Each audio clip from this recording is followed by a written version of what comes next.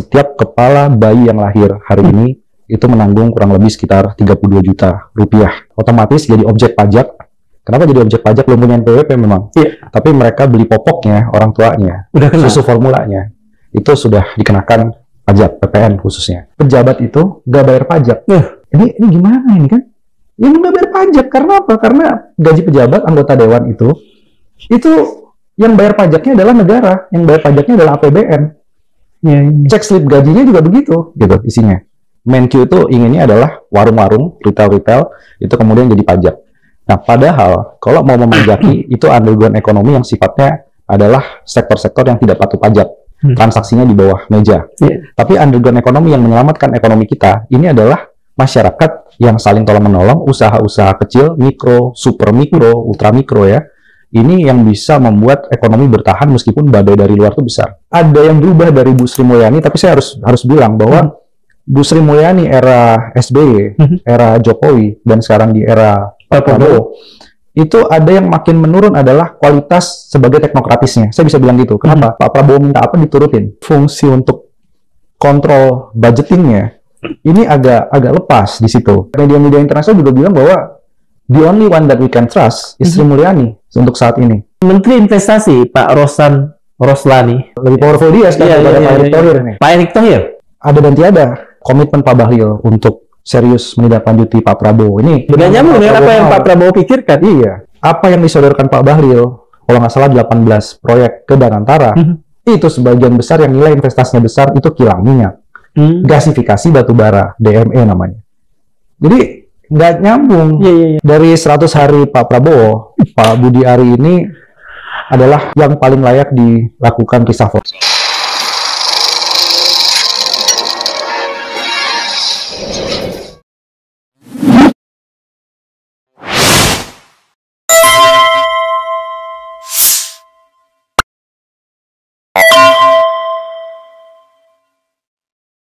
Bismillahirrahmanirrahim. Assalamualaikum warahmatullahi wabarakatuh.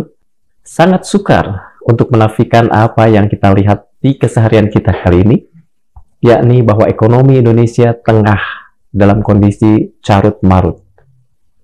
Harga-harga melambung, anggaran jeblok, utang menumpuk, sementara kabinet, terutama kabinet ekonomi, kelihatan jauh dari becus. Direktur Eksekutif Celios, Bima Yudhistira, pernah menyatakan bahwa bila saja tim ekonomi kabinet ini tidak diganti, maka pada kuartal kedua, kalau saya tidak salah, tahun 2026, perekonomian kita akan lebih sesak napas lagi. Lututnya akan lebih letoy lagi. Untuk itulah, maka pada Madilog kali ini, kami mengundang Mas Bima Yudhistira untuk menggali lebih dalam lagi, atau paling tidak mungkin mengelaborasi apa yang sudah beliau kemukakan, sehingga kita sebagai orang yang awam dalam ekonomi ini paling tidak punya persiapan untuk menghadapi hari-hari yang lebih keras di depan kita semua. Selamat datang di Madilog. Terima kasih. Kalau saya tidak salah, ini selamat datang kembali sebetulnya. Kembali lagi. Terima kasih sudah meluangkan waktu. Ya. Mas Bima, saya langsung pada apa yang tadi saya jadikan pengantar. Mas Bima dalam hal ini serius mengatakan bahwa pada kuartal kedua tahun 2026 ekonomi Indonesia akan lebih tertekan, ekonomi Indonesia akan lebih letoy lah katakan. Mungkin bisa dielaborasi mengapa atau kira-kira apa yang akan dirasakan publik pada saat itu. Ya, ini sebenarnya akumulasi dari yang dirasakan oleh masyarakat ya. Masyarakat, anak-anak muda itu sebenarnya merasakan bahwa cari kerja itu semakin sulit, kalaupun ada pekerjaannya sebagian besar adalah sektor informal yang upahnya tidak pasti, jam kerjanya lebih panjang. Bahkan saat ini tuh ada 109 juta orang estimasinya itu bekerja di bawah upah minimum provinsi se-Indonesia. Jadi udah dalam kondisi yang kritis sebenarnya dari sisi kondisi real di masyarakat. Kemudian kita juga bisa membaca ya apa yang terjadi dengan berbagai sektor. Sekarang pertanyaannya dibalik. Apa yang membuat Indonesia bisa bertahan? Terutama pada 2026. Karena kita ditinggali utang dalam sekian banyak sangat besar. Bahkan per tahun itu ada 1.350 triliun bunga dan pokok utang yang harus dibayar. Dan setiap kepala bayi yang lahir hari ini itu menanggung kurang lebih sekitar 32 juta rupiah. Begitu lahir, langsung mereka otomatis punya utang. ya, otomatis jadi objek pajak. Kenapa jadi objek pajak? Belum punya NPWP memang. Iya. Tapi mereka beli popoknya, orang tuanya, Udah kena. susu formulanya, itu sudah dikenakan pajak PPN khususnya. Jadi begitu tanggungannya begitu besar, infrastruktur yang harusnya bisa menjadi pengungkit ekonomi, kita ditinggalkan oleh infrastruktur yang sebagian bermasalah. Utangnya besar, BUMN infrastrukturnya juga hampir sebagian besar dalam kondisi Berutang juga. brutal dari sisi keuangan.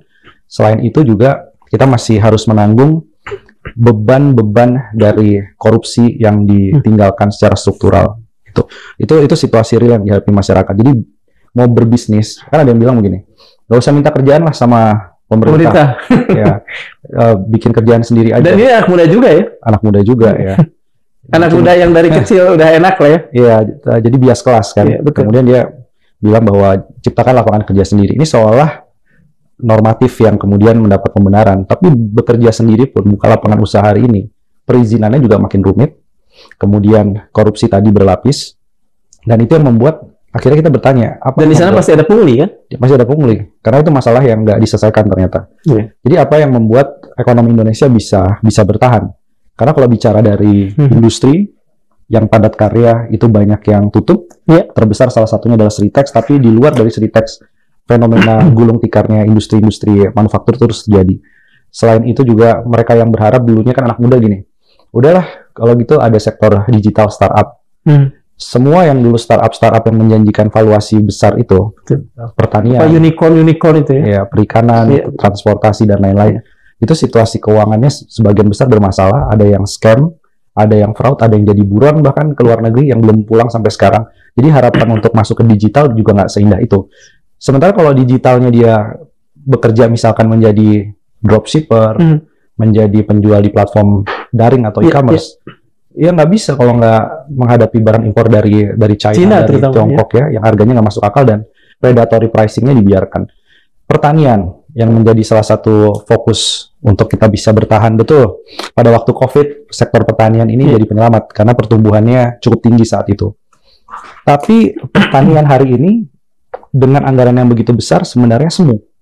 Nah inilah situasi yang sebagian besar bila bisa bilang 60% yang akan menjadi penghambat ekonomi itu justru datangnya dari dalam negeri. 60%? Ya, 40% baru faktor eksternal. Baru kita bicara soal, oke, ada permintaan Tiongkok, India yang turun soal batu bara karena mereka cari batu bara dengan kalori lebih tinggi. Ada lagi sawit di banyak negara dihambat berbagai aturan perdagangan, perang dagang. Kemudian ada Rusia, Ukraina belum selesai. Timur Tengah masih tetap bergejolak sampai sekarang. Tapi itu 40% faktor. Sebagian besar faktornya ada di sini. Ada beberapa kali tadi ya Mas Bima mengatakan ada faktor yang masih membuat kita mungkin tidak berharap, tapi paling tidak subsisten dan bisa survive. Faktor apa itu? Satu-satunya faktor adalah kita punya solidaritas sosial. Dan kita hebat soal itu ya? Iya. Jadi kita mengartikan ini. Pemerintah ini sekarang mau menargetkan pajak di sektor underground ekonomi. Kenapa ini penting? Karena underground ekonomi yang dibaca pemerintah dengan yang dibaca oleh teman-teman, terutama peneliti, ini beda. Menq itu inginnya adalah warung-warung, retail-retail, itu kemudian jadi pajak. Nah, padahal kalau mau memajaki, itu underground ekonomi yang sifatnya adalah sektor-sektor yang tidak patuh pajak. Transaksinya di bawah meja. Tapi underground ekonomi yang menyelamatkan ekonomi kita, ini adalah masyarakat yang saling tolong-menolong, usaha-usaha kecil, mikro, super mikro, ultra mikro ya. Ini yang bisa membuat ekonomi bertahan meskipun badai dari luar itu besar. Contohnya misalnya waktu pandemi COVID. Pandemi COVID semua tutup, semua susah bergerak. Tapi inovasi di berbagai tempat ya, itu ada yang mencantolkan sayur, makanan, berbagi. Jadi kita punya giving index namanya. Indeks berbagi itu salah satu yang terbaik di dunia. Naik turun angka 1, angka posisi 5 besar. Tapi intinya gejolak luar masih bisa ditalangi hanya karena kita saling berbagi itu. Tapi sektor ekonomi lainnya belum kelihatan ada yang bisa itu yang menurut saya hebat tuh ya, karena banyak orang kita yang berpikir bahwa untuk memberi itu tidak harus berkelebihan. Pas tadi waktu COVID, menggantungkan sayur dan sebagainya. Saya ingin juga mengelaborasi apa yang tadi Mas Bima katakan. 109 juta angkatan kerja kita itu hidup di bawah upah minimum regional ya, Ya. upah minimum Ya, provinsi. rata-rata nasional. Saya ingin tahu 109 ini kelihatannya bukan semuanya tidak semuanya SMA atau di bawah itu kan? Oh ya, bukan. Justru banyak yang muncul juga kombinasi antara lulusan SMA dengan lulusan SMP plus sarjana. Sarjana. Ya, itu fakta sekarang.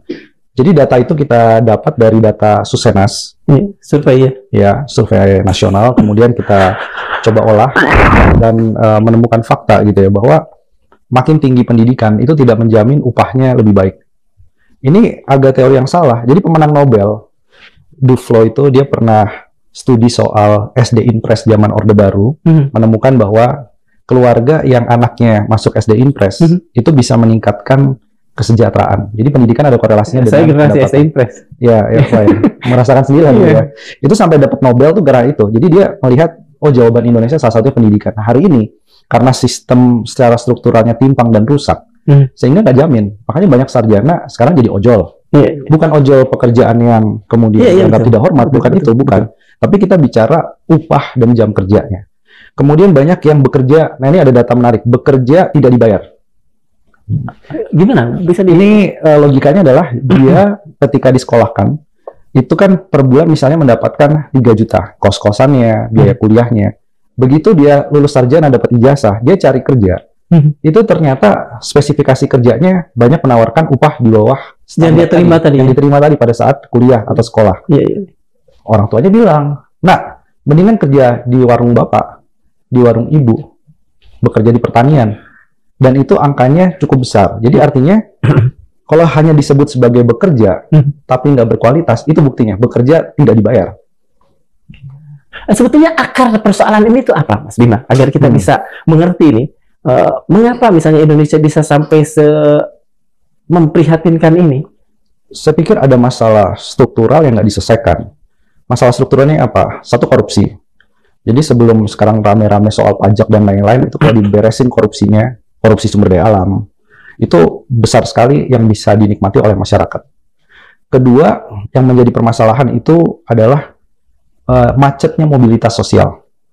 Jadi dulu saya masih teringat almarhum Pak Faisal Basri ya. Ini guru saya, guys. Guru ideologi saya bahkan menyebutnya. Dia pernah memaparkan begini. Ini coba lihat Bim, bahwa ada tangga sosial kita yang macet. Jadi dia mendapatkan indeks tentang mobilitas sosial di berbagai negara. Jadi nggak susah untuk yang miskin kemudian untuk masuk naik ke ini menengah. Bahkan yang terjadi sekarang adalah shrinking middle class. Jadi kelas menengahnya turun. Ya, bergabung di rentan miskin dan miskin. Itu berarti ada yang salah secara struktural. Sementara kekayaan 50 orang yang paling kaya, itu angkanya meningkat terus signifikan. Jadi kita bikin laporan riset itu akhirnya menemukan 50 orang yang paling kaya di Indonesia. Itu kekayaannya setara 50 juta masyarakat secara rata-rata.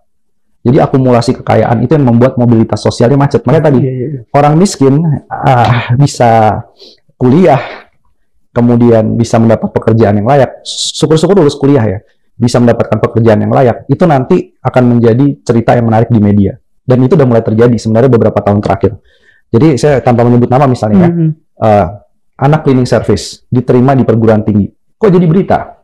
Harusnya tidak ya, bisa-bisa aja. Berarti tidak masalah kan? Iya, Betapa susahnya mereka bisa dapat gelar sarjana menyekolahkan anaknya. Berarti tangga sosial kita ini berhenti macet. Itu salah satunya karena ketimpangan secara struktural. Lalu apa yang dilakukan pemerintah? Ada nggak dalam catatan Mas menginventarisasi ada beberapa hal yang dilakukan dan itu cukup efektif misalnya, atau bahkan sama sekali tidak? Yang cukup efektif ya. Saya kalau mau lihat hampir belum ada. Secara konsep beberapa ada hal yang kita rasa oke, harus dijalankan. Contohnya misalnya mulai dari 3 juta rumah. Betul, memang masalah milenial, masalah Gen Z, masalah anak muda sekarang adalah takut berkeluarga karena cicilan KPR. Karena rumah, kalaupun ada, jauh dari transportasi publik, jauh dari fasilitas, jauh dari tempat kerja. Solusinya adalah 3 juta rumah. Kita punya backlog perumahan besar. Tapi permasalahannya, progresnya. Jadi, asta citanya Pak Prabowo, soal kemandirian energi, secara konsep, bagus. Tapi, begitu diturunkan ke level implementasi, ini kelihatannya nggak jalan. Banyak yang tidak jalan. Saya bisa bilang hampir semua tidak dijalankan dengan baik. Kemudian justru menimbulkan distorsi dan memperburuk situasi. Misalnya mendukung koperasi, kemandirian ekonomi rakyat. Koperasinya nggak salah. Itu ide dari Bung Hatta dari dulu adalah soal koperasi. Tapi koperasi ini kan swakelola. Pemerintah memfasilitasi. Kenapa masalah koperasi kita banyak koperasi bodong? Oke, masalah. Selesaikan masalahnya. Ini kelihatannya mau di bypass, mau dipotong dan lompat sehingga menciptakan yang namanya Kopdes Merah Putih. Bank Himbaranya dipaksa untuk menyalurkan pinjaman, agunannya dana desa. Ini mendistorsi ide ekonomi kerakyatan, demokrasi kerakyatan yang harusnya benahinya adalah sisi fundamentalnya. Ini top down. Jadi sama sekali bukan koperasi. Apa sisi fundamentalnya? Bottom up? Sisi fundamentalnya harusnya bottom up. Di mana-mana kalau negara-negara Eropa, Amerika Latin yang punya koperasi kuat, coba Amerika bahkan koperasi yang kuatnya itu mulai dari petani yang memang patungan membuat koperasi susu, koperasi peternakan itu mengendalikan pertanian Amerika. Itu koperasi petaninya, bukan negara, bukan kemudian sama misalnya ya atau Trump itu punya program kita bikin koperasi sendiri. Itu jauh. Nah ini yang di Indonesia memang unik. Makanya Menteri Koperasi bilang kan ini gabungan antara apa? Insting dan apa dia bilang? Insting dan science gitu ya. Jadi ada insting. Jadi cuman nerka-nerka, mencoba-coba. Coba aja dulu. Tapi kan mencoba dengan 80.000 desa yang punya koperasi Desa Merah Putih. Sekarang banyak kopdes. Dan itu kan coba-coba ini ya. Coba-coba dengan apa agunan nasib rakyat pada akhirnya kan? Iya, dan banyak kopdes setelah diresmikan tutup. Termasuk yang saya lihat di mana? Di Tuban kalau nggak salah. Jogja. Ya, maksudnya apa? Buat seremonial terus kemudian tutup. Jadi itu. Kemudian program lainnya misalnya antara swasembada energi, ketahanan energi. Pak Prabowo-nya 2 kali bicara, pertama di KTT BRICS, kemudian terakhir di nota keuangan, pidato nota keuangan, yuk kita bisa 100% energi terbarukan dalam 10 tahun ke depan atau bisa lebih cepat. Itu sebenarnya kita teman-teman lingkungan ya, itu stop aja, udah nggak usah kerja. Pensiun dini dari sekarang. Karena Pak Presidennya punya komitmen itu. Tapi kenapa tidak dilakukan pensiun nih teman-teman NGO lingkungan ini? Ya karena merasa bahwa Menteri Energinya masih terus membiayai batu bara. Apa kesalahan terbesar dari menteri-menteri ekonomi ini? Secara keseluruhan dulu. Secara keseluruhan? Iya, secara keseluruhan. Basisnya bukan teknokratis. Basisnya bukan bikin kebijakan itu dengan kajian yang matang. Tapi ini saya kira juga evaluasi Pak Prabowo. Karena Pak Prabowo sepertinya lebih mementingkan konsolidasi politik. Konsolidasi politik, relawan, pendukungnya, partai-partai pendukungnya, itu yang dapat jatah menteri dalam jumlah yang sangat besar, termasuk wakil menterinya. Tapi saya bilang gini, konsolidasi politik untuk membuat stabilitas, tetapi kinerja itu di nomor 2 kan, hasilnya kayak sekarang. Itu sebenarnya catatan yang dari awal kita sudah kasih warning. Maaf, ini kasar. Tapi bisakah kita kemudian mengatakan bahwa hasil seperti ini ya salah sendiri, karena Anda juga sebetulnya berada di balik skenario itu, gitu ya? Iya, karena dari lama kita sudah memberikan bukan peringatan sebenarnya, tapi rekomendasi. Bahkan pada waktu 100 hari Pak Prabowo, kita kan mengeluarkan laporan itu. Jadi jurnalis-jurnalis tuh yang bersinggungan langsung dengan menteri, bersinggungan langsung dengan Pak Prabowo, itu mengevaluasi kebijakan-kebijakannya. Kan hasilnya jelas tuh, bahwa ada menteri-menteri yang masuk dalam red list. Red list itu ada artinya kinerjanya kurang begitu bagus dan harus dievaluasi. Tapi sampai sekarang kan tidak ada reshuffle. Betul. Jadi artinya dan bahkan ada pernyataan bahwa semua menteri saya bekerja baik lah, kalau nggak salah kalimatnya begitu. Iya, atau tidak ada reshuffle, yang ada adalah ada evaluasi. Iya, tapi nggak bisa, ini kondisi sekarang ini butuh orang yang bisa kerja. Dalam tim ekonomi itu kan ada banyak orang. Mungkin kita coba ini satu-satu ya. Menko-nya kan Menko perekonomiannya masih Pak Airlangga Hartarto. Katakan saja warisan dari rejim sebelumnya. Apa yang atau pertama, bagaimana kinerja Pak Airlangga Hartarto? Kemudian kalau lebih dari itu, apa kesalahan yang sudah dilakukan dalam dalam kinerjanya selama 1 tahun terakhir ini paling tidak? Menko ini kan koordinator, yang artinya menteri-menteri teknis ini harus sejalan. Kelihatannya antara Menko Perekonomian dengan Kementerian Teknis, Kementerian saya sebut ya, Kementerian Perindustrian, kemudian Kementerian SDM, ini jalannya yang satu ke timur, satu ke barat. Padahal fungsi koordinasinya ada di situ. Nah, ini yang membuat kenapa banyak kebijakan-kebijakan ekonomi sebenarnya muter-muter di situ saja. Jadi kalau bicara soal deregulasi, ini ada PP yang terbaru. Sebelumnya orang yang sama bikin Undang-Undang Cipta Kerja. Sebelumnya lagi ada paket kebijakan 1 sampai 16. Jadi artinya kita hanya berputar-putar, udah kayak hamster aja, dia muter-muter terus aja di situ. Tapi masalah Siapa nih menteri hamster ini? ya artinya kebijakan dari Menko Perekonomian ini Iya, oke. dianalogikan itu seperti hamster yang berputar di roda gitu. Betul. Ya. Artinya apa? Artinya dia hanya melakukan narasi seolah baru yang dilakukan. Padahal lama ya, barangnya lama. Barang lama nih, mau dijual lagi kan ibaratnya Iya, gitu. iya. Ya nggak laku lah, nggak menyelesaikan permasalahan. Iya, iya. Jadi itu. Terus ada lagi masalahnya soal deregulasi ini kan harusnya bicara bahwa oke, yang membuat ekonomi itu lemaknya itu jahat ya, yang membuat investasi banyak yang berkualitas. Masuk sih masuk, tapi banyak yang nggak berkualitas. Yang berkualitas cari di negara lain gitu. Itu salah satunya kan masalah korupsi dan birokrasi. Iya. Birokrasi kita menyebalkan. Iya, betul. Perizinan berbelit-belit. Nah, harusnya Menko Perekonomian itu bisa menggandeng aparat penegak hukum, KPK dan lain-lain. Masalahnya apa sih? Pengusaha tuh klaim soal pungli. Iya, iya. Ya, dari pelabuhan ke industri dan Iya. sebaliknya. Itu setahun itu sopir truk ya. Itu se-Indonesia Raya. Ini asumsi kasar. Iya, iya, iya. Itu 300 triliun. Dia harus Pantas mereka kemarin mensponsori One Piece itu ya. ya itu kan Sopir tuh kan reaksi ya, Iya, reaksi karena mereka merasa oh ini kita bocornya bukan di bensin, tapi bocornya di Pungli. Iya, Nah, iya, iya. Jadi masalah itu yang menghambat ekonomi. Jadi hampir sebagian besar survei sebelum bicara soal pekerja kita nggak produktif, ada link mismatch antara tenaga kerja dan selalu nomor 1 dan nomor 2 adalah korupsi dan inefisiensi birokrasi. Nah itu tugas Menko Perekonomian tidak mampu kesana. Dengan kata lain, bisa kita katakan bahwa Menteri Perekonomian ini, bukan Menteri ya, Menko Perekonomian ini tidak becus mengkoordinasi begitu. Yes. Di bawah Menko itu kan ada beberapa menteri, ada satu orang menteri lah, katakan Menteri SDM, yang saat ini adalah ketua umum partainya. Apakah itu juga jadi persoalan? Itu jadi persoalan.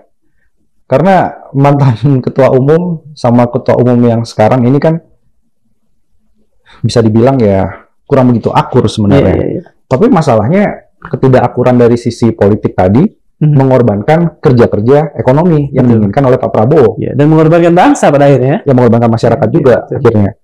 Jadi orang yang harusnya memegang posisi kalau sekalian ya dia berpolitik dan punya kuasa, ya sekalian aja ya. Berarti yang punya kekuatan dari ketum Golkar itu pegang fungsi koordinasi, Dibalik ya. dibalik.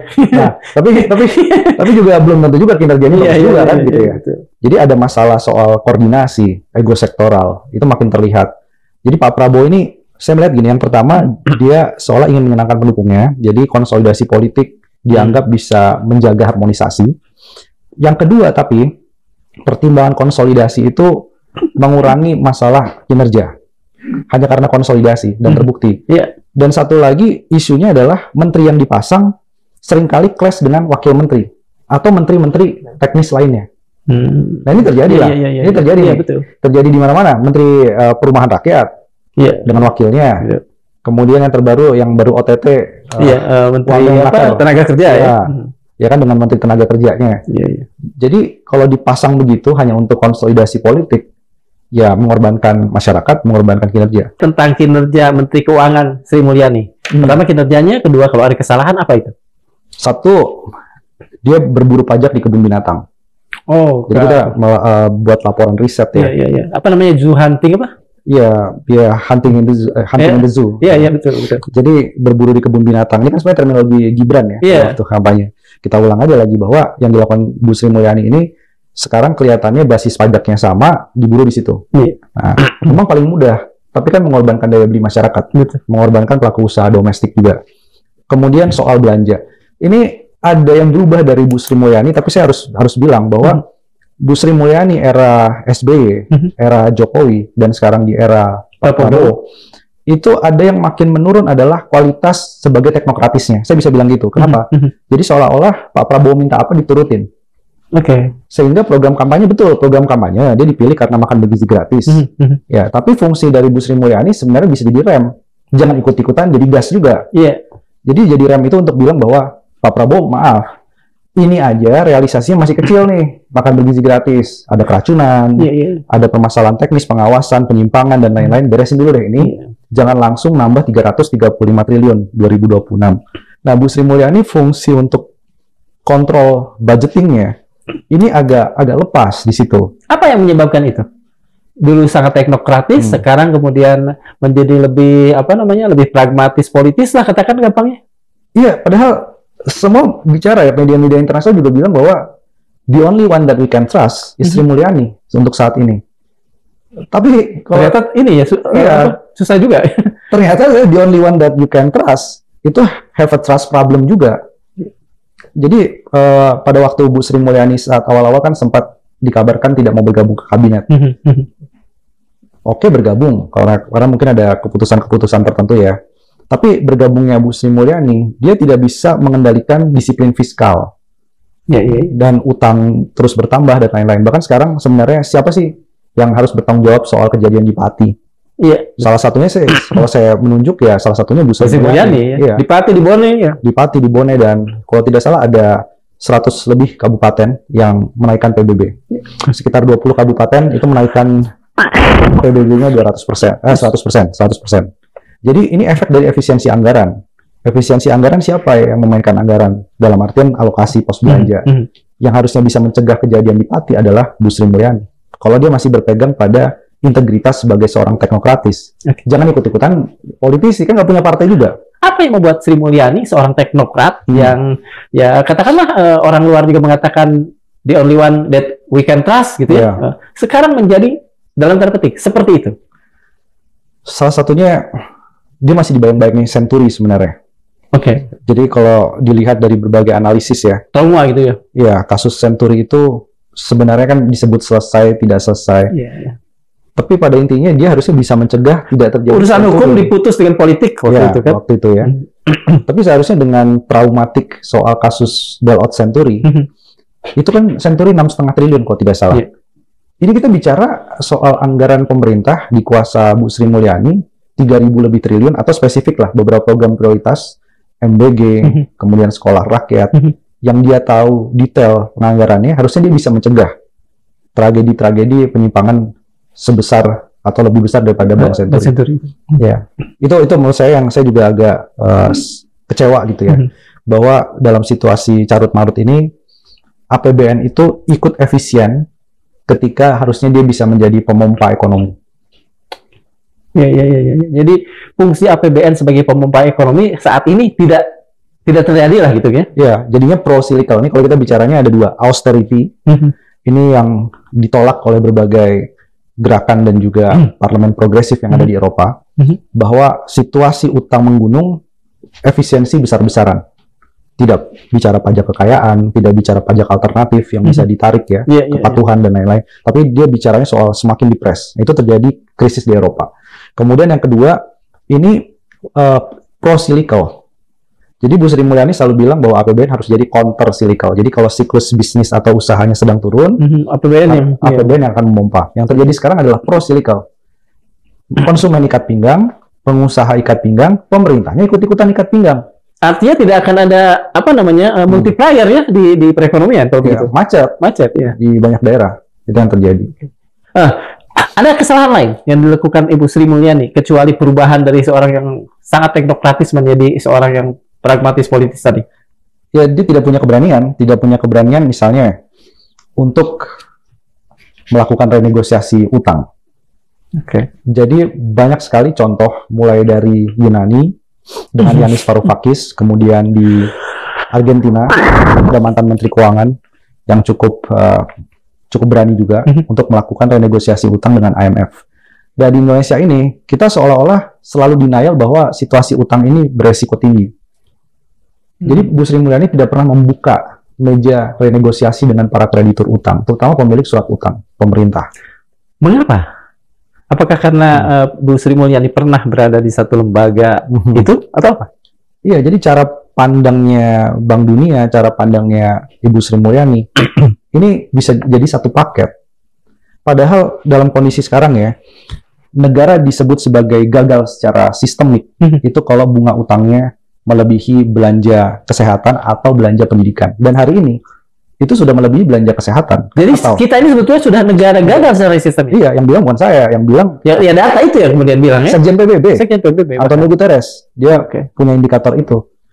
Kalau dalam kondisi ini, teman-teman di Afrika, teman-teman di Karibia, bahkan kepulauan kecil ya, itu udah bicara, yuk Kita renegosiasi utang dengan negara maju, dengan lembaga internasional, dengan rating utang, credit rating agency. Indonesia seolah nggak mau menyentuh itu. Seolah baik-baik saja. Seolah baik-baik saja. Nah, menurut saya ini nggak benar. Mas, dulu sekitar tahun-tahun 90-an kan kita mengenal ada odious debt, ya. Ya. Apakah konsep itu masih ada? Kemudian yang satu hal lagi yang saya ingin tanyakan, karena kan utang-utang yang kemarin itu sama sekali tidak berguna bagi kita sebagai rakyat. Apakah itu semua bisa kita katakan sebagai utang najis tadi? Ya, paling tidak saya kan mengatakan najis karena saya najis bayar. Iya. Ya bisa, karena gini, utang itu fungsinya apa? Utang itu fungsinya adalah daya ungkit terhadap ekonomi. Ya kan, kalau kita pinjam ke bank, itu uangnya bisa dibuat beli mesin, bisa buat kendaraan bermotor, usaha kita makin maju. Bayar cicilannya makin gagah lah kita di depan si bank nih. Kalau perlu lunasi lebih cepat. Itu utang yang produktif. Nah, yang diambil itu banyak utang-utang yang akhirnya konsumtif. Untuk apa konsumtifnya? Bayar bunga utang. Jadi dalam kurun waktu 5 tahun terakhir, itu 260% kenaikan bunga utang. Belanja bunga utang, hanya bunga utang. 260%? Ya, lebih dari 260%. Sampai 2025 ya. Tahun depan makin naik. Jadi nggak produktif utang itu dikelola. Ketidakberanian Ibu Sri Mulyani untuk katakan saja merenegosiasi utang, atau bahkan menyatakan lebih mungkin moratorium atau apapun yang lebih gagah gitu. Itu bisa kita katakan bahwa Ibu Sri Mulyani lebih berat untuk berpihak pada sesuatu yang kita tidak tahu dibanding nasib rakyat. Bisa begitu? Ya, bisa begitu. Dia lebih pro terhadap kreditur utang dibandingkan dengan masyarakat yang terus dihimpit oleh pajak tadi, salah satunya.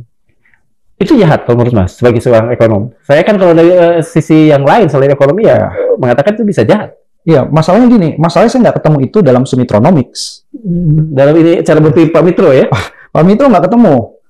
Dalam pemikiran liberal juga tidak bertemu. Dalam pemikiran Keynes itu juga nggak bertemu. Apalagi dalam pemikiran misalnya lebih kiri lainnya. Iya. Jadi apa spektrumnya? Spektrumnya hanya satu, pragmatis. Oke. Jadi ini lebih liberal daripada neoliberal. Lebih liberal daripada neoliberal. Iya. Karena sangat pragmatis itu. Sangat pragmatis. Cuek dengan semua hal kecuali satu hal yang kita tidak tahu itu ya. Iya. Oke. Artinya maaf parah ya Bu Sri Mulyani karena kita sedang membicarakan beliau. Bisa dikatakan seperti itu. Oh iya, kita minta reshuffle lah Bu Sri Mulyani. Oke. Mas, yang ketiga atau keberapa nih? Menteri Perdagangan Budi Santoso. Apa kinerjanya? Apakah moncer atau tidak? Atau barangkali kalau soal moncer kan kita tahu lah ya, perdagangan kita juga nggak ini. Tapi pada sisi yang lain, kesalahan apa yang dia lakukan dalam 1 tahun terakhir? Saya pikir salah satu kesalahannya entah dia terlibat atau kurang terlibat ya, bukan tidak terlibat tapi kurang terlibat. Misalnya dalam perjanjian tarif dengan Amerika. Ini kan sentralnya di mana-mana kan, salah satunya Menteri Perdagangan. Betul. Yang tahu detailnya. Nah, yang terjadi adalah begitu melakukan negosiasi dengan Trump, hanya Indonesia yang membuka full akses. Mineral kritis, hortikultura dari Amerika masuk, gandum masuk, ya. Bahkan mereka juga ingin agar 0% untuk berbagai tarif, TKDN, dan lain-lain dihapus. Oke juga kali ya? Pada akhirnya pun kalau kita lihat. Ya, artinya gimana sebagai Menteri Perdagangan yang harusnya melindungi kepentingan perdagangan dalam negeri kan? Kalau seperti itu, mempersilahkan semua, kemudian tidak memberikan restriksi sedikit pun, ada nggak gunanya Menteri ini?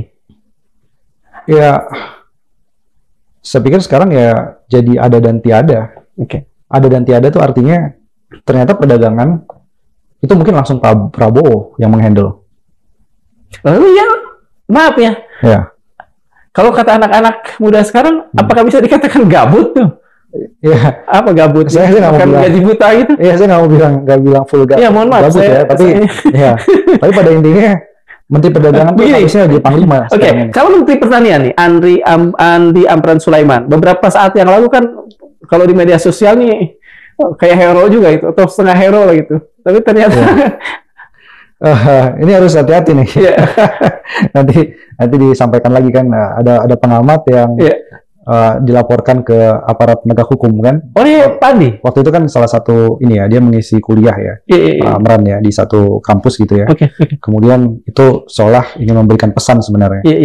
Jadi hati-hati. Cuman saya ingin bilang gini, kalau melihat secara secara detail kinerja Menteri Pertanian, ini salah satunya kan adalah klaim surplus Iya, betul. beras. Beras ya. Surplus beras, kemudian perlindungan konsumen soal beras oplosan. Iya. Itu yang kemarin-kemarin terjadi kan ya? Ya, kemarin terjadi food estate ya salah satunya. Nah, kalau kita lihat satu persatu nih ya, key performance indikator lah dari Menteri Pertanian itu, ini permasalahannya adalah surplus beras, tapi harga beras sekarang di retail itu naik tinggi. Kemudian food estate, ini kan kerjasamanya salah satunya dengan Agrinas. Iya, Agrinas itu dapat 425.000 hektar. Nanti ada tambahan lahan sawah ya di Kalimantan, kemudian di Sumatera. Ikan mundur di rootnya juga. Iya, betul. Karena dianggap nggak dapat pendanaan dari Danantara salah satunya. Tapi ini kan harusnya dalam tanggung jawab Menteri Pertanian juga secara koordinasi. Iya, betul. Ini gimana nih masalah food estate ini? Ini banyak yang sudah protes soal masalah hutannya, masalah soal masyarakat adatnya gitu ya. Iya. Tapi kok Lahan yang di ini ya, lahan yang diambil alih lah. Iya, betul. Ya. Tentara, kemudian kepolisian itu bermain di food estate untuk jadi implementatornya gitu ya. Ini proven nggak nih? Terbukti nggak ibaratnya bahasa sederhananya, terbukti nggak ini untuk bisa meningkatkan ketahanan pangan ke depan? Atau anggarannya lebih besar yang dibutuhkan? Nah itu. Jadi dari berbagai indikator-indikator soal beras, soal pangan, ini sebenarnya masih jadi catatan bagi Pak Amran gitu ya. Untuk lebih serius lagi, dan kita nggak butuh data-data yang apa ya sifatnya, oh kita surplus dan ini pertama kali dalam surplus. Enggak, masyarakat tuh butuh stabil dalam jangka panjang. Tapi petani, nilai tukar petaninya itu naik. Ada data yang kemudian dilansir oleh satu kementerian, dalam hal ini adalah Kementerian Pertanian misalnya, bahwa beras surplus. Tetapi masyarakat justru menjerit karena harga beras naik. Itu apa yang paling mungkin? Apakah data ini yang nggak jelas, atau mungkin fake, atau palsu lah seperti kasus ijazah misalnya, atau masyarakat yang daya belinya sangat buruk sehingga tidak mampu membeli? Masalahnya adalah berasnya di mana? Itu jadi pertanyaan. Berasnya di cadangan beras pemerintah. Iya. Karena Bulog kan melakukan pembelian besar-besaran dengan harga gabah yang harga gabahnya bagus. Tapi begitu stoknya banyak di gudang-gudang pemerintah, kemarin kalau tidak salah dari Kementerian Dalam Negeri juga melakukan koreksi kan, evaluasi juga. Cepat dong disalurin. Jadi beras dari atau gabah dari petani itu masuk ke dalam penggilingan dan gudangnya Bulog, penyalurannya lambat. Yang masalah sekarang penggilingan milik swasta ini kan kemarin terindikasi beras oplosan dan lain-lain. Tapi sebenarnya mereka juga susah melakukan pembelian harga gabah itu dengan HET, apalagi menjual beras finalnya dengan harga eceran tertinggi HET. Dan di sini runyam dari sisi rantai pasok perberasannya. Nah, jadi artinya apa? Artinya klaim sesaat itu tidak bisa menyelesaikan masalah harga yang stabil. Betul. Apakah Menteri Pertanian ini juga yang sebetulnya juga punya tanggung jawab yang lebih besar di atas Bulog sebagai kan lebih pada distributor ya, pengepul lah, katakan pengepul dan distributor. Apakah di sini sebetulnya yang paling bertanggung jawab adalah Menteri Pertanian dalam persoalan tersedianya beras itu? Saya pikir justru mungkin yang lebih tepat lagi Menko Pangan. Pak Zulkifli Hasan. Betul, Pak Zulhas. Karena dia yang punya kendali juga untuk melakukan koordinasi dengan Bulog dan lain-lain. Jadi fungsi koordinasi. Tapi yang bisa dikerjakan dan harusnya diperjuangkan ini buat Pak Amran adalah tolong perjuangkan subsidi non-energi yang salah satunya adalah subsidi untuk pupuk. Itu harus diperjuangkan karena kita nggak happy melihat dari RAPBN 2026 itu subsidi non-energi naiknya kecil sekali. Yang artinya gimana mau bicara ketahanan pangan kalau subsidi pupuknya itu tidak didorong serius. Pak Amran Sulaiman dinilai oleh Mas Bima dalam hal ini Celios kurang berjuang untuk subsidi non energi gitu ya, untuk subsidi pupuk lah. Sementara kan Pak Amran ini kalau di media sangat garang, sangat populis, sangat kelihatan konsisten untuk pro petani dan sebagainya. Apakah itu ada tendensi seperti data tadi juga? Ya, saya pikir apa yang harus dilakukan Pak Amran?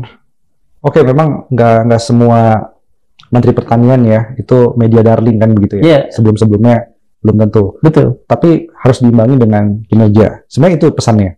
Jadi kalaupun ada evaluasinya adalah kinerja yang berbasis pada kebutuhan masyarakat dan petani. Sebenarnya itu akan menjawab. Jadi gini, saya pengennya bahwa Menteri Pertanian dianggap sukses ke depannya itu karena yang bicara itu adalah petani yang mendapatkan subsidi pupuk. bukan waktu data yang dilansir Kementerian Pertanian semata gitu ya. Karena itu hanya temporer kan akhirnya. Iya. Udah jadi semu. Oke, tadi kita sudah coba, bukan coba, sedikit terulas, bukan mengulas, Ya. sedikit terulas soal kinerja Menteri Pangan. Dan saya mendapatkan kesan bahwa Menteri Pangan Pak Zulkifli Hasan, Pak Julhas ini jeblok. Ya. Benar seperti itu? Saya pikir yang harus dievaluasi ya Menko Pangan. Karena bahkan Menteri Kehutanan itu juga Raja Juli. di bawah kendali Menko Pangan kan. Oke, iya. kan? Karena dia harus yang menyediakan food estate itu ya, Iya. betul. Jadi sudah banyak yang dikorbankan dari segi teknis. Jadi artinya dengan semua kekuasaan itu masalah pangan kita bisa diseriusin ya, bisa lebih stabil. Ketahanan pangan, food security index-nya juga membaik. Oke. Menteri Perindustrian Agus Gumiwang Kartasasmita. Nah, bagaimana kinerjanya, atau kalau bahkan melakukan kesalahan, apa kesalahannya? Saya pikir dia belum mampu membalik deindustrialisasi prematur. Deindustrialisasi prematur. Iya. Mungkin harus dijelaskan juga pada awam ya. Ya, secara sederhana industri kita yang pernah mencapai 25% lebih terhadap produk domestik bruto terhadap Zaman total siapa tuh, Mas? ekonomi. Zamannya Pak Harto. Oke, yang Pak Harto ya. Sebenarnya sekarang Generasi saya lagi tuh. Iya. Itu zaman Dan generasi industri- saya pula yang belum mentopolnya kan. Betul. Silakan. Ya yang cukup tinggi ya. Waktu itu pertumbuhan industrinya 10 sampai 15%. Nah, sekarang ini kan masyarakat butuh pekerjaan. Ya. Ini terlalu cepat kita industrinya itu sunset sebelum jadi negara industri yang kuat. Jadi terakhir itu dilaporkan BPS porsi industrinya itu hanya 18%-an. Dari idealnya ya, Iya. paling tidak bisa mengembalikan di atas 20%. Ya. Jadi artinya pertumbuhan industri yang diklaim tinggi 5,6% industri pengolahan. Tapi dari sisi porsi industrinya itu semakin lama semakin kecil. Nah, ini menurut saya bagi negara dengan bonus demografi, artinya Tinggi gitu ya. usia produktifnya dalam jumlah yang banyak, ini bisa jadi ancaman serius demografi karena lapangan kerja di formal industrinya nggak tersedia. Iya. Nah, itu salah satu catatan bagi Pak AGK sebenarnya. Ini kenapa industri kita? Kemudian yang kedua, masalah di industri adalah terlalu happy untuk menarik industri atau investasi di sektor industri baru. Contohnya misalnya kendaraan listrik yang baru mau buka pabrik dan lain-lain. Tapi perhatiannya kurang bagi industri-industri yang udah ada. Oke. Karena kalau industri baru mau masuk, relokasi atau baru investasi, land clearing dulu, buka. Lama lah ya. Iya, bisa 10 tahun baru dia berproduksi. Masa panennya juga belum tentu lagi ya. Iya, Pak Prabowo bisa ngerasain tenang. Iya. Nah, tapi industri yang existing yang sudah ada, ini harusnya kan ditanya, dia butuhnya apa? Butuhnya sih soal perizinan, soal masalah korupsi pungli, masalah logistik. Biaya logistik kita ini salah satu yang mahal. Itu yang harusnya dibantu industri yang existing. Stimulus apa? Butuh nggak diskon tarif listrik buat industri? Skill pekerjaannya, keahliannya apa yang bisa dibantu? Sehingga kita nggak mau lagi nih dengar cerita ada Sritex berikutnya. Itu sebenarnya tugas dari Pak AGK. Nah, itu yang Mas pernah nggak melihat bahwa ada upaya yang cukup serius dari Pak AGK untuk katakan saja membuat industri di negeri ini lebih baik, atau paling tidak mencegah cepat terjadinya sunset industri itu? Saya belum melihat ada paket kebijakan, dan harusnya Pak AGK harus lebih kencang lagi bicara bahwa dumping atau ada perdagangan yang menjual lebih murah itu menjual lebih murah daripada di negara asalnya. Jadi barang-barang impor membanjiri kita, mematikan pelaku usaha domestik, industri skala kecil juga banyak bertumbangan. Harusnya Pak AGK bisa pasang badan untuk itu. Tapi sampai sekarang revisi Permendaknya itu masih setengah-setengah untuk bisa menghambat barang-barang impor yang bisa diproduksi di dalam negeri. Kedua, sebenarnya ini momentum. Kenapa? Karena negara-negara maju yang jadi tujuan ekspor industri itu sekarang kan makin ketat tuh lingkungannya, karbonnya dan lain-lain. Industri di dalam negeri ini, Krakatau Steel contohnya, itu kelihatannya belum serius untuk melakukan yang namanya dekarbonisasi industri. Artinya dia produksi baja nih, tapi bajanya pakai batu bara gitu ya. Jangan pakai batu bara, jangan pakai gas, pakai energi yang lainnya. Karena kalau kita masuk ke segmen itu, barang kita di level internasional lebih banyak diterima. Itu saya belum melihat, jadi masih narasi aja industri hijau. Tapi industri yang sudah ada belum masuk sana. Menteri Investasi Pak Roslani Ya, Bagaimana Mas melihatnya? satu sebaiknya dia fokus ke Danantara daripada double job. Iya. Lebih bagus fokus ke Danantara tuh. Danantara juga asetnya kan besar. Iya. Karena Pak Rosan ini menjadi kuasi Menteri BUMN sebenarnya. Iya. Iya dong, ya. Kuasi Erick Thohir ya? Iya dong, lebih powerful dia sekarang daripada Pak Erick Thohir nih. Karena ada Danantara Karena itu. ada Danantara itu ya kan. Betul. Itu masalahnya. Jadi kalau dia bisa fokus ke Danantara, banyak PR dari Danantara. Konsolidasi BUMN, tata kelola. Kelihatannya urusan-urusan politik ini jauh lebih kental untuk menata menata perekonomian kita dibanding urusan-urusan yang lebih textbook, lebih jelas ya, teorinya gitu.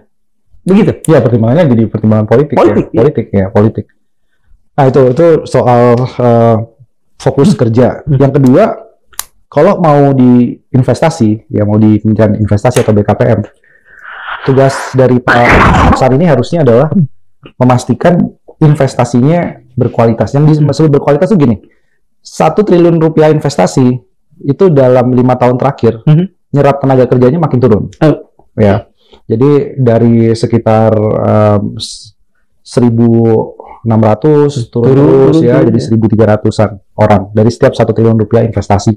Jadi kita makin kecil serapan tenaga kerjanya. Mengapa itu terjadi, Mas? Apakah karena kita tidak lagi pro kepada padat karya misalnya, lebih pada padat modal atau gimana? Iya, padat karyanya nggak terlalu menarik. Yang masuk banyak padat modal, tapi juga banyak yang masuk ke hilirisasi, yang sebenarnya antara investasinya dengan serapan tenaga kerjanya nggak sebanding. Hilirisasi itu mineral, nikel, dan lain-lain. Itu ternyata juga masih ada isu kan soal tenaga kerja asing di situ. Betul. Kemudian justru kehadiran dari tambang nikel, hilirisasi, itu banyak petani, nelayan, akhirnya tersingkir. Bermasalah. Itu mengurangi dong. Iya, betul. Sektor kita yang paling banyak nyerap tenaga kerja kan pertanian. Ya kan? Nah, jadi saling mensubstitusi, saling ganti. Dia bukan komplementer, bukan melengkapi. Ya, itu PR dari Pak Rosan. Pak Erick Thohir, Menteri BUMN. Ya, ada dan tiada.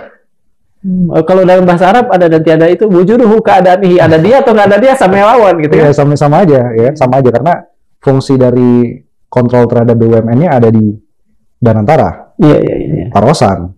Iya. Nah, selain itu juga kita lihat sejak adanya Danantara ini kan kebijakan teknis BUMN. Jadi saya PH ini bingung sebenarnya Kementerian BUMN ada untuk apa? Iya. Kalau sementara kan digaji tetap digaji. Iya, karena super holdingnya Danantara dilimpahkan kepada Danantara. Jadi kenapa sekalian Kementerian BUMN dibubarin? Menteri SDM nih Pak Bahlil Lahadalia. Apa yang ini kan tokoh terkenal ya, agak kontroversi orangnya. Apa sisi kesalahan lah katakan yang sudah dilakukan oleh beliau? Kalau Pak Bahlil itu catatannya adalah ini karena kita banyak main di bidang transisi energi juga ya, gitu ya. Kita melihat komitmen Pak Bahlil untuk serius menindaklanjuti Pak Prabowo. Ini gak main-main, sekali lagi Pak Prabowo 2 kali punya komitmen 100% energi terbarukan. Tentu ada dasarnya. Iya. Tapi kalau rencananya Pak Bahlil yang namanya RUPTL, ini bahasa teknisnya adalah ini ke depan pembangkit listriknya pakai apa? Sampai 2034. Iya. Batu bara. Berarti ya tidak green energy juga ya? Iya. Porsi energi terbarukan ada, tapi baru kecil ya? Baru nanti di tahun ke apa energi terbarukan yang kemudian sudah mulai dilirik oleh pemerintah menggantikan batu bara yang kotor itu? Kalau Pak Prabowo ini kayak lagi kita ini ya antara menteri pembantunya presiden ya dengan Pak presidennya kan gitu ya. Gini ya. Biar yang satu ke barat, satu ke timur. Iya betul. Kalau melihat itu si Pak Bahlil ini belum bisa menerjemahkan maunya Pak Prabowo semua desa itu mau pakai panel surya. Nah, solar cell panel surya. Tapi susah juga, karena apa? Karena jual beli transmisi. Jadi kalau listrik itu saya punya misalnya panel surya, terus saya mau ngejual kelebihan listriknya ke Darmawan. Gitu. Nah itu kan nggak dibolehin sama PLN. Gimana mau jalan? Karena monopoli ya? Monopoli transmisi dan nggak mau berbagi transmisi. Nggak, maksudnya antara Pak Prabowo dengan ini nggak jalan. Terus yang kedua, ini panel suryanya mau impor. Kalau semua desa, berarti kan harus bikin industrinya. Nah, berarti Pak Bahlil kan harus ngomong juga tuh ke Pak Rosan. Tolong dong Danantara cariin ke investasi panel suryanya. Apa yang disodorkan Pak Bahlil, kalau nggak salah 18 proyek ke Danantara, itu sebagian besar yang nilai investasinya besar, itu kilang minyak. Gasifikasi batu bara, DME namanya. Jadi, nggak nyambung. Nggak nyambung dengan apa yang Pak Prabowo pikirkan. Kalau Menteri Koperasi nih, Budi Ari nih. Silakan. Dari 100 hari Pak Prabowo, Pak Budi Ari ini adalah yang paling layak dilakukan reshuffle. Jadi catatan rapor merahnya itu sejak 100 hari. Terbakar banget lah ya, Iya. merahnya gitu. Ya, jadi udah punya masalah nih. Dan ternyata betul begitu jalan Koperasi Desa Merah Putih. Waktu itu kita panggil ya salah satu deputinya kalau nggak salah dari Kopdes, dari Kementerian Koperasi untuk datang langsung biar denger nih riset kita gimana. Karena kita menanyakan kepada kepala-kepala desa di Indonesia sampling, itu hasilnya banyak yang melihat nggak setuju dengan Kopdes Merah Putih. Kalau kalau dia bentrok dengan BUM desa, Badan Usaha Milik Desa, ya kan udah ada jalan BUMDes. BUMDes. Terus habis itu kok skemanya jadi pinjaman. Nah, ini makin parah lagi nih sekarang. Kalau ada gagal bayar, maka agunan dari dana desa yang digunakan itu nggak wajib dikembalikan. Kan kasihan Bank Himbaranya.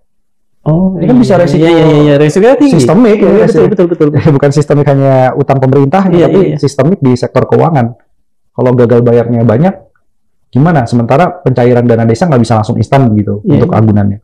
Nah, di situ akhirnya kita melihat ini kok semangat Koperasi Desa Merah Putih dipaksakan, tidak siap secara teknis ya, pasti ada masalah.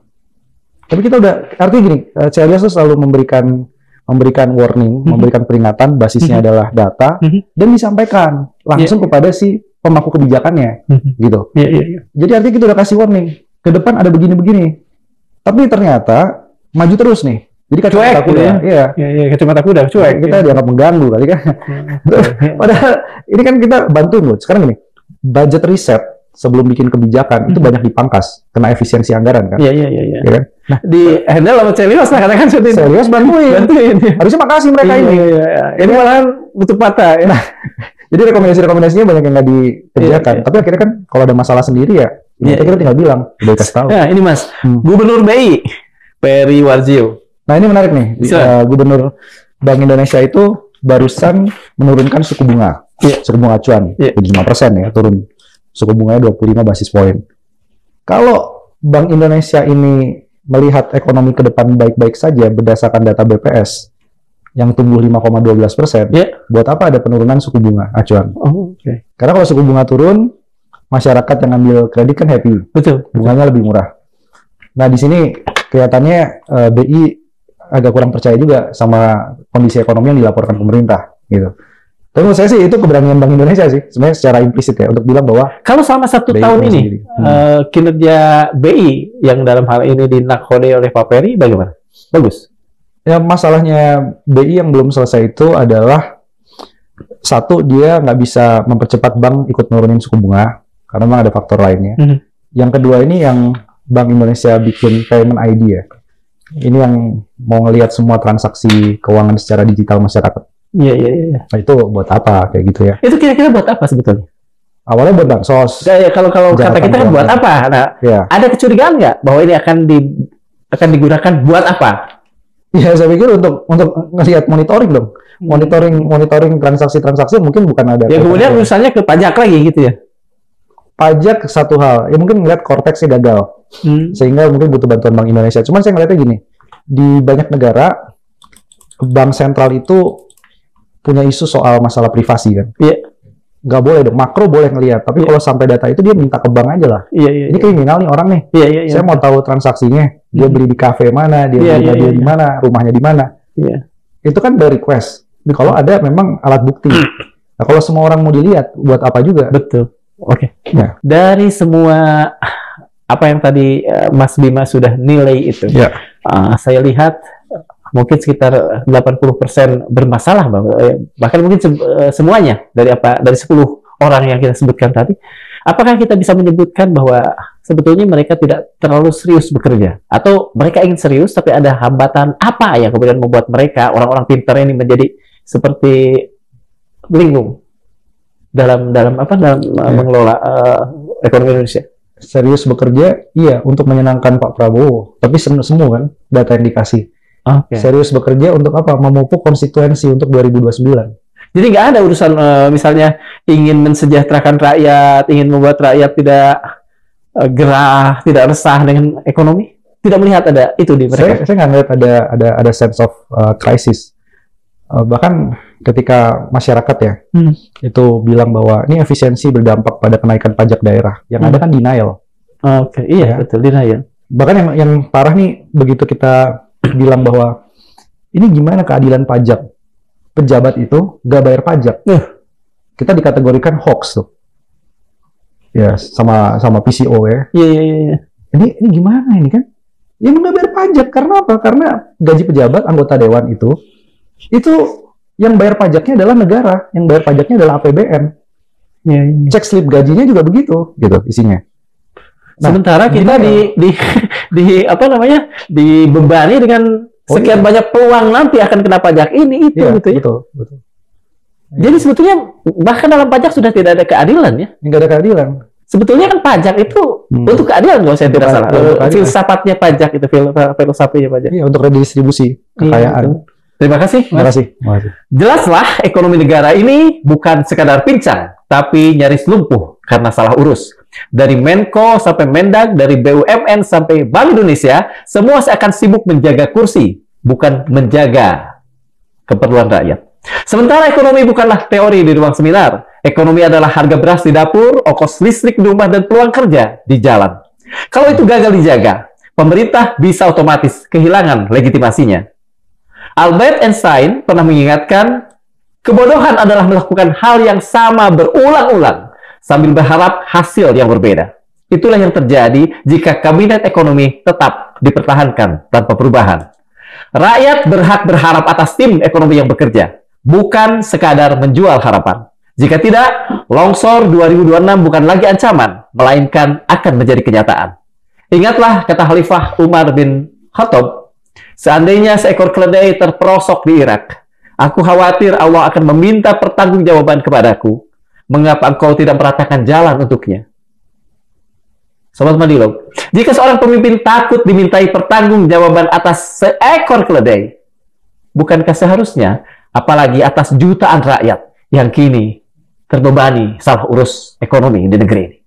Terima kasih. Assalamualaikum warahmatullahi wabarakatuh. Waalaikumsalam warahmatullahi wabarakatuh.